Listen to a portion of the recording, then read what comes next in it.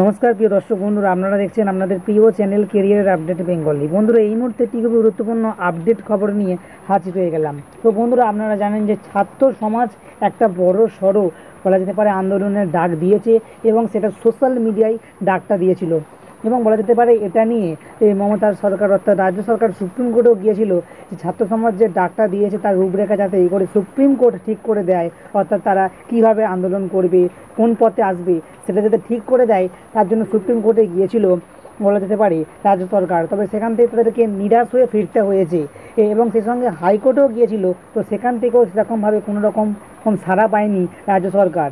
তো বন্ধুরা, এই ছাত্র সমাজ কারা, তো সেই প্রশ্নটা উঠে গিয়েছিল। ছাত্র সমাজ বলে যারা নিজেদেরকে দাবি করছিল তারা এতদিন পর্যন্ত সোশ্যাল মিডিয়া একটি পোস্ট করেছিল এবং সেই পোস্টে লিখেছিল যে যদি মুখ্যমন্ত্রী পদত্যাগ না করে তাহলে তারা বড়সড় আন্দোলনের পথে হাঁটতে চলেছে।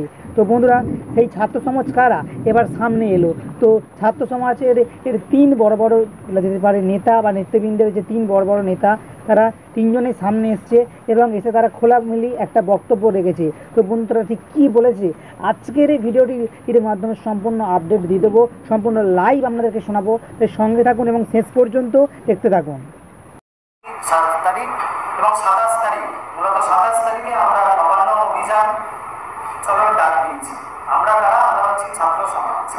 ছাত্র সমাজ কারা? ছাত্র সমাজ হচ্ছে, আমরা দেখতে পেয়েছি বিগত 9ই আগস্ট ঘটে যাওয়া যে নারকীয় ঘটনা, করে আমাদের পশ্চিমবাংলার মানুষ সহ দেশ এবং বিদেশে সকল শুভবুদ্ধি সম্পন্ন মানুষের মনের মধ্যে একটি বিশাল দাগ কেটে দিয়েছে এবং তার জন্য আমাদের যে নিত্যনৈমিত্তিক জীবন, সেই জীবনও আমরা ঠিকঠাক মতো করতে পারছি না।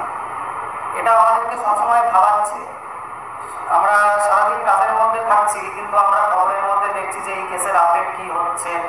তো এরকম ব্যাকুলতা আমাদের মনের মধ্যে গ্রাস করেছে এবং সেটি সমাজ মাধ্যম এবং বিভিন্ন সোশ্যাল মিডিয়াতেও আমরা এটা দেখতে পাচ্ছি।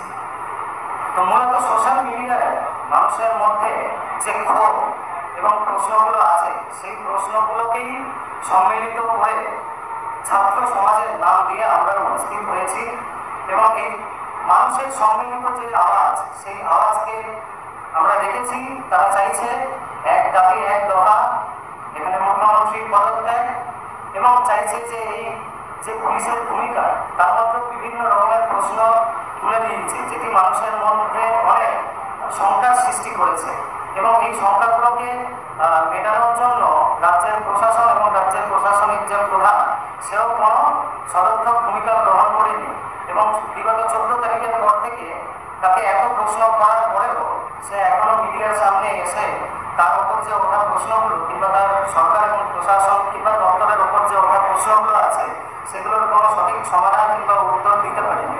তার জন্য আমার জনসাধারণের মধ্যে একটা ধোঁয়াশার সৃষ্টি হয়েছে এবং মানুষের এই ধোঁয়াশা কাটানোর জন্য এবং মানুষেরই যে শব্দ, সেই শব্দকে তুলে ধরেছি আমরা ছাত্র সমাজের নাম দিয়ে।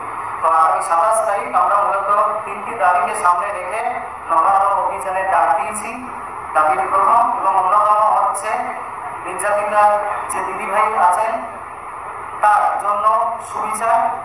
দ্বিতীয়, যারা এই নারকীয় ঘটনার সাথে প্রত্যক্ষ এবং পরোক্ষভাবে জড়িত তাদেরকে অতি সত্বর চিহ্নিত করে দৃষ্টান্তমূলক শাস্তি, এবং যেটা অন্যতম প্রধান সেটি হচ্ছে আমাদের যিনি মুখ্যমন্ত্রী আছেন তিনি স্বাস্থ্য দপ্তরের এবং রাজ্যের প্রশাসন পুলিশ দপ্তরেরও প্রধান, এবং আমরা দেখেছি বিগত ঘটনার সাথে তার পুলিশ দপ্তর এবং স্বাস্থ্য দপ্তর উভয়ই একদম অপদার্থতার শিকার হয়েছে। আমরা সুপ্রিম কোর্টেরও এখানটায় জাজমেন্ট শুনতে পাচ্ছি, জাজমেন্ট নয়, সুপ্রিম কোর্টের যেই এখন চলছে ফেসলা এখন আসার বাকি আছে, তো সেখান থেকেও